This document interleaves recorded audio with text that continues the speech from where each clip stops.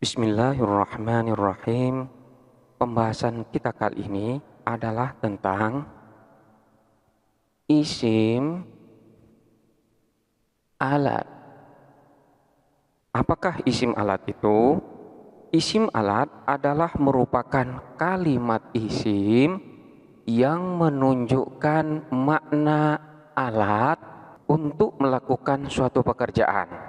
Pada dasarnya, isim alat ini terbentuk dari fiil muta'addi, di mana fiil muta'addi itu berupa fiil tsulats mujarrad. Jadi pada dasarnya bentuk awal daripada isim alat itu berasal dari fiil tsulats mujarrad, yaitu kalimat fiil yang hurufnya terdiri dari 3 huruf dan tidak mendapatkan tambahan apapun. Dan selanjutnya fiil tersebut adalah merupakan fiil muta'addi, di mana fiil tersebut adalah kalimat fiil yang membutuhkan kepada objek atau kepada maf'ul. Kita ambil contoh seperti lafadz miknasatun. Miknasatun ini berasal dari lafadz kanasa. Kanasa ini maknanya adalah menyapu. Lafadz kanasa ini adalah fiil tsulats mujarrad, yaitu kalimat fiil yang huruf-huruf asalnya berupa 3 huruf dan di sini tidak mendapatkan tambahan apapun. Dan lafadz kanasa ini termasuk dari fiil muta'addi, di mana lafadz kanasa ini butuh kepada objek. Menyapu kepada apa? Berarti ini fiil muta'addi. Sehingga di sini isim alatnya berupa miknasatun yang bermakna sapu atau alat untuk menyapu. Begitu juga dengan lafadz minsyarun. Minsyarun yaitu bermakna gergaji atau alat untuk memotong. Ini juga termasuk dari isim alat. Begitu juga dengan lafadz miborod. Mibradun adalah alat untuk mendinginkan hawa, sehingga di sini disebut dengan pendingin. Mibradun ini terbentuk dari kata kerja mendinginkan, karena memang untuk mendinginkan pasti membutuhkan suatu alat, dan alat itulah yang disebut dengan pendingin. Begitu juga dengan lafadz minsyarun, yaitu gergaji.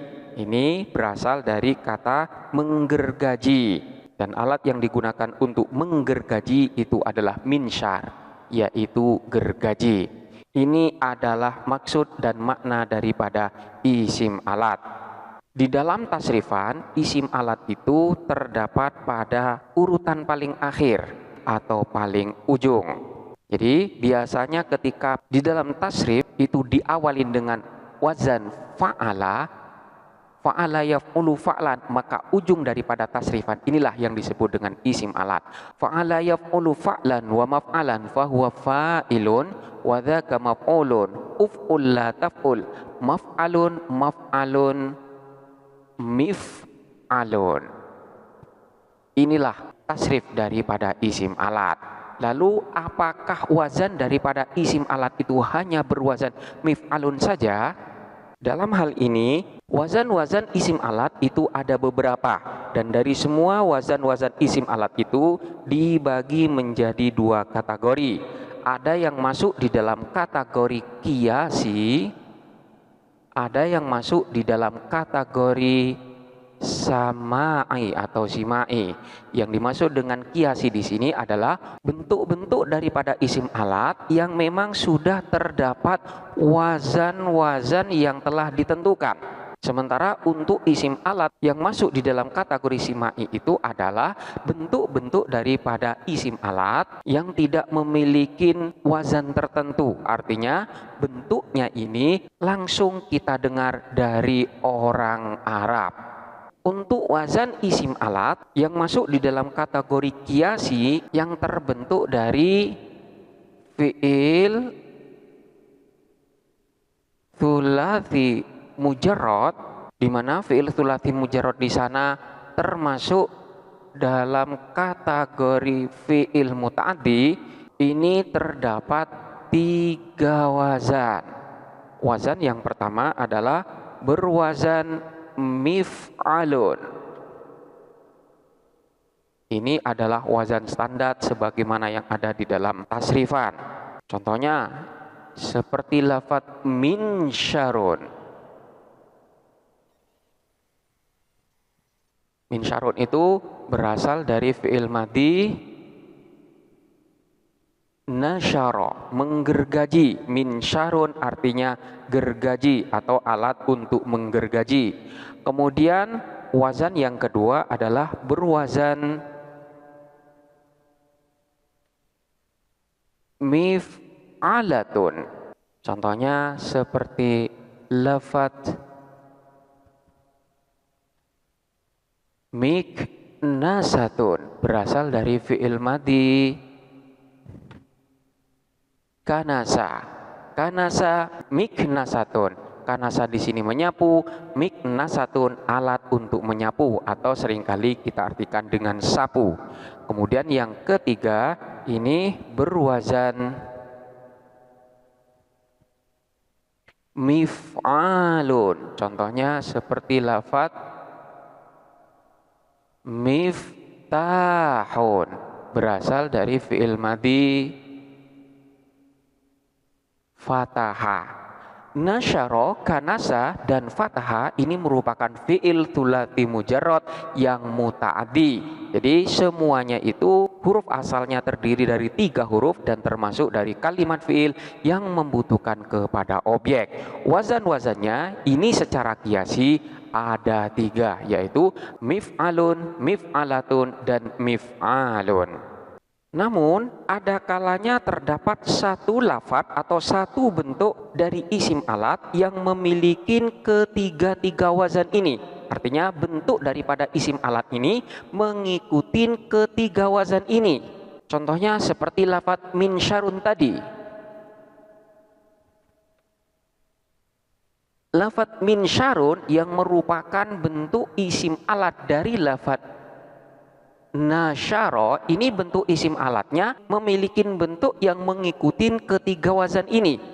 Jadi bentuk yang pertama mengikuti wazan mif'alun, jadi minsyarun. Kemudian bentuk yang kedua ada yang mengikuti wazan mif'alatun, sehingga menjadi minsyaratun. Kemudian ada pula yang mengikuti wazan mif'alun, sehingga menjadi minsyarun. Maknanya sama. Jadi ada satu lafadz yang bentuk isim alatnya itu mengikuti ketiga wazan daripada isim alat yang kiasi ini. Contohnya seperti lafadz minsyarun. Jadi minsyarun, minsyaratun, minsyarun. Contoh yang lain seperti lafadz mib'radun. Mib'radun ada kalanya juga mengikuti wazan mif'alatun menjadi mib'radatun. Kemudian ada juga yang mengikuti wazan mif'alun menjadi mib'radun. Maknanya sama, yaitu pendingin. Contoh yang lain seperti lafadz mithqabun. Kemudian mengikuti wazan mithqabatun. Kemudian ada pula yang berbentuk mithqabun. Maknanya sama, yaitu alat pelobang atau bor. Alat yang digunakan untuk melobangin batu atau melobangin tembok. Ini dapat kita katakan dengan mithqabun atau mithqabaton atau boleh pula mithqabun. Bentuk-bentuknya semuanya sama dan masyhur di dalam kalam Arab. Atau juga contoh yang lain seperti lafadz miskhonun. Selanjutnya ada pula yang mengikuti wazan mif'alatun sehingga menjadi miskhonatun. Ada pula yang berbentuk miskhonun. Maknanya sama, yaitu alat untuk memanaskan air atau juga seringkali kita sebut dengan pemanas air. Atau contoh yang lain seperti lafadz mislakun, atau ada yang berbentuk Mislakatun, ada pula yang berbentuk mislakun, mengikuti semua wazan dari isim alat kiasi. Maknanya adalah alat pemintal benang, dan semua lafat-lafat dari isim alat ini dipergunakan oleh orang Arab. Jadi semuanya masyhur dan penggunaannya banyak sekali di dalam kalam Arab. Jadi kesimpulannya, ada yang bentuk isim alat dari satu lafat hanya mengikuti satu wazan saja, namun ada pula yang mengikuti semua wazan dari isim alat yang kiasi yang berasal dari fi'il thulathi mujarrad muta'addi ini. Ini adalah wazan-wazan daripada isim alat yang kiasi. Selain ketika wazan tadi, terdapat pula beberapa wazan daripada isim alat yang dihukumin mulhak. Artinya dia itu dihukumin sama dengan wazan isim alat yang kiasi dari fi'il thulathi mujarrad muta'addi, di mana wazan-wazan berikut ini penggunaannya juga masyhur di kalangan orang Arab. Namun wazan-wazan di sini tidak masuk di dalam tasrif. Wazan-wazan tersebut terdiri dari 4 wazan. Wazan yang pertama adalah berwazan fa'alatun. Contohnya seperti lafaz kasaratun.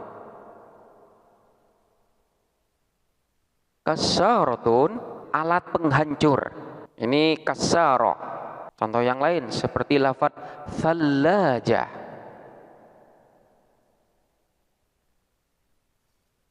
Thallajah ini juga mengikuti wazan fa'alatun yang bermakna lemari es atau kulkas, yaitu berupa alat pendingin, jadi alat untuk membekukan air. Kemudian wazan yang kedua adalah berwazan fa'ulun. Contohnya seperti lafaz syakushun.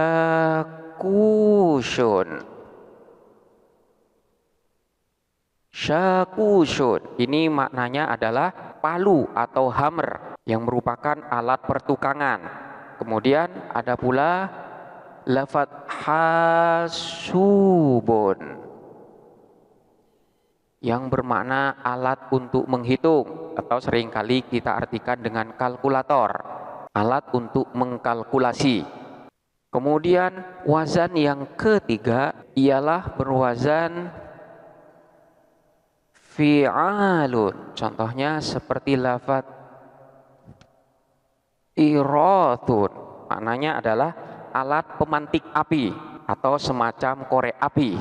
Jadi irathun ini juga termasuk dari isim alat. Kemudian wazan yang keempat itu adalah berwazan fa'ilatun. Contohnya seperti lafaz saqiyatun. Saqiyatun ini maknanya adalah kincir air. Jadi alat untuk menggerakkan air yang dari sana nanti akan muncul aliran listrik. Keempat wazan tersebut adalah wazan-wazan yang dinyatakan sebagai wazan yang mulhak dengan ketika wazan yang tadi yang masuk di dalam kategori wazan kiasi dari isim alat yang terbentuk dari fi'il thulathi mujarrad muta'addi. Dari wazan-wazan yang ada itu muncullah sebuah permasalahan di mana terdapat wazan dari isim alat yaitu yang berwazan mif'alun, ini juga sama dengan wazan dari sighat mubalaghah. Salah satu daripada wazan sighat mubalaghah itu adalah berupa wazan mif'alun. Maka bagaimana kita dapat membedakan suatu lafaz yang mengikuti wazan mif'alun tersebut, apakah lafaz tersebut termasuk dari isim alat ataukah termasuk dari sighat mubalaghah? Maka dalam hal ini cara untuk membedakannya adalah dengan melihat petunjuk yang ada di dalam susunan kalimat tersebut, baik petunjuk tersebut berupa lafaz maupun berupa makna. Contohnya seperti lafaz qata'tu al-khashaba biminsyarin qawiyyin. Qata'tu memotong siapa saya, al-khashaba kepada kayu, biminsyarin dengan minsyar qawiyyin yang kuat. Di sini terdapat lafaz minsyarun. Minsyarin atau minsyarun di sini mengikuti wazan mif'alun. Apakah lafaz minsyar di sini termasuk dari isim alat ataukah sigat mubalaghah? Manakala kita jadikan lafaz minsyarun di dalam susunan ini sebagai isim alat, maka maknanya adalah alat untuk memotong atau alat untuk menggergaji. Sementara manakala kita jadikan sebagai sigat mubalaghah, maka di sini maknanya adalah orang yang banyak menyebarkan. Maka mana yang pantas di dalam susunan ini? Apakah minsyar ini isim alat ataukah sigat mubalaghah? Maka yang pantas dan yang cocok di dalam susunan ini, lafaz minsyar adalah sebagai isim alat, bukan sigat mubalaghah. Sehingga maknanya adalah saya memotong kayu bakar. Karena lafaz sebelumnya di sini dinyatakan sebagai saya memotong kayu. Oleh karena itu dibutuhkan alat untuk memotong kayu tersebut, dan alat tersebut adalah gergaji. Jadi qata'tul khashaba biminsyarin qawiyyin, saya memotong kayu dengan gergaji yang kuat. Kemudian kita ambil contoh yang lain seperti lafaz an-nammamu yungkilu akhbaron nasi fahuwa minsyarun li asrarihim. An-nammamu yungkilu akhbaron nasi fahuwa minsyarun li asrarihim. An-nammamu adapun orang yang suka mengadu domba atau orang yang suka memfitnah, yungkilu ialah mengambil akhbaron nasi kepada kabar-kabar manusia, atau bahasa kita adalah orang yang suka bergosip itu mengambil kabar atau mencuri informasi manusia. Fahuwa minsyarun li asrarihim. Selanjutnya dia itu menyebarkan rahasia-rahasia mereka. Lafaz minsyar di sini apakah merupakan isim alat ataukah sigat mubalaghah?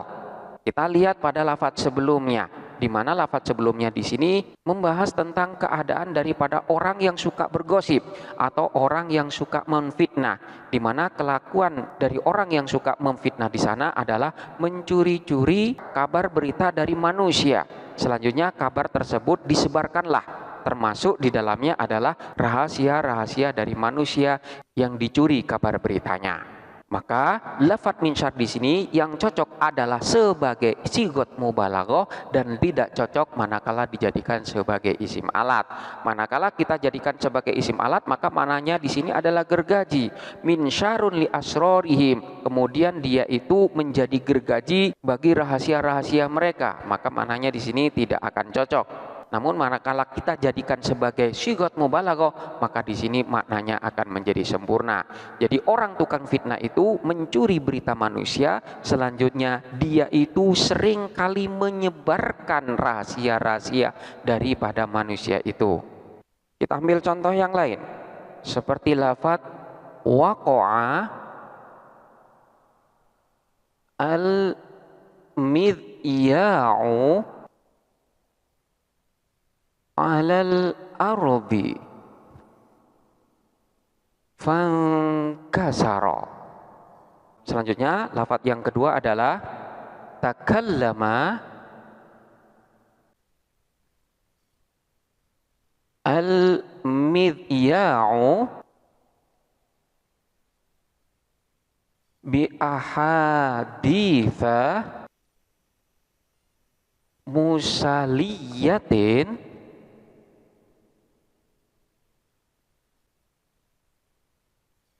wa kana fasihan fi kalamihi adban fi sautihi. Kita perhatikan dua susunan kalimat ini. Di sini terdapat lafadz yang sama, yaitu lafadz al-midya, waqa'al midya, dan takallamal midya. Manakah di antara keduanya ini yang termasuk isim alat dan manakah yang termasuk dari sighat mubalaghah? Kita lihat pada contoh yang pertama. Pada contoh yang pertama di sini dinyatakan waqa'al midya. Jadi waqa'a jatuh. Al-midya'u apa midya? Alal ardi, di atas tanah. Fangkasaro, kemudian pecah atau terbelah. Apakah lafadz midya ini bisa dikatakan sebagai isim alat atau sighat mubalaghah? Karena di sini dinyatakan sebagai midya itu jatuh ke tanah kemudian pecah. Manakala kita jadikan sebagai sighat mubalaghah, maka di sini tentu maknanya akan rusak. Karena yang dimaksud dengan midya di sini adalah berupa benda, bukan sighat mubalaghah. Dengan demikian, yang cocok pada lafadz midya yang pertama di sini adalah isim alat. Jadi midya ini diartikan sebagai radio atau alat untuk memancarkan suara dari seseorang yang dipancarkan dari tempat yang jauh. Sementara untuk lafadz yang kedua di sini dinyatakan takallamal midya'u, takallama berbicara, al midya'u apa midya? Apakah yang bisa berbicara itu orang ataukah benda? Tentu yang dapat berbicara di sini adalah orang, bukan suatu benda. Oleh karena itu, lafadz al-midya di sini tidak dapat dikatakan sebagai isim alat, melainkan di sini dinyatakan sebagai sighat mubalaghah. Takallamal midya'u bi ahaditsa musaliyatin wa kana fasihan fi kalamihi adban fi sautihi. Penyiar radio itu berbicara dengan kata-kata yang menghibur. Musaliyatin ini maknanya menghibur. Musaliyatin ini menjadi naat bagi lafadz ahaditsa, di mana ahaditsa ini adalah merupakan jamak taksir yang ghairu akil. Maka di sini naatnya berupa kalimat isim yang berbentuk mufrad muannas. Oleh karena itu di sini diberi tanda tanis. Karena lafadz ahadits di sini dalam keadaan jer yang dijerkan oleh huruf jerbi, maka tanda jernya di sini dengan menggunakan fathah karena termasuk isim ghairu munsharif dengan ilat yang berupa sighat muntahal jumu. Sehingga naatnya pun di sini dibaca jer dan tanda jernya dengan menggunakan kasroh karena berupa isim mufrad. Jadi bi ahaditsa musaliyatin wa kana fasihan fi kalamihi adban fi sautihi. Penyiar radio itu pandai berbicara dan suaranya enak didengarkan. Jadi pada contoh yang pertama di sini berbicara tentang midya yang berupa alat, yang dalam hal ini dimaknain dengan radio. Sementara untuk yang kedua ini menceritakan tentang penyiar radio. Sekalipun keduanya ini memiliki bentuk yang sama dan mengikuti wazan yang sama, namun kita dapat membedakan apakah lafadz itu termasuk dari isim alat ataukah sighat mubalaghah dengan melihat pada qarinah atau petunjuk yang ada, baik petunjuknya tersebut berupa lafadz maupun berupa makna. Selanjutnya, di samping wazan-wazan yang kiasi juga terdapat lafadz-lafadz yang mengandung makna isim alat, namun di sana tidak mengikuti wazan kiasi yang ada. Contohnya seperti lafadz munkhulun. Munkhulun ini adalah saringan tepung. Jadi ini juga termasuk isim alat, alat untuk menyaring tepung. Kemudian ada pula midakon. Midakun ini maknanya adalah palu, yaitu alat pertukangan. Kemudian ada pula lafadz mukhalatun. Mukhalatun ini adalah merupakan alat untuk menyimpan celak. Celak itu adalah penghitam kelopak mata. Kemudian ada pula yang contohnya seperti lafadz mus'atun. Maknanya adalah kotak tembakau. Dan contoh-contoh yang lain. Ini adalah beberapa contoh dari lafadz-lafadz yang mengandung makna isim alat namun tidak mengikuti wazan-wazan kiasi yang ada. Sehingga bentuk-bentuknya ini bersifat simai. Bentuknya langsung kita dengar dari perkataan orang Arab. Demikianlah penjelasan tentang isim alat dengan berbagai macam wazannya. Baik wazan tersebut masuk dalam kategori wazan kiasi maupun wazan sama'i.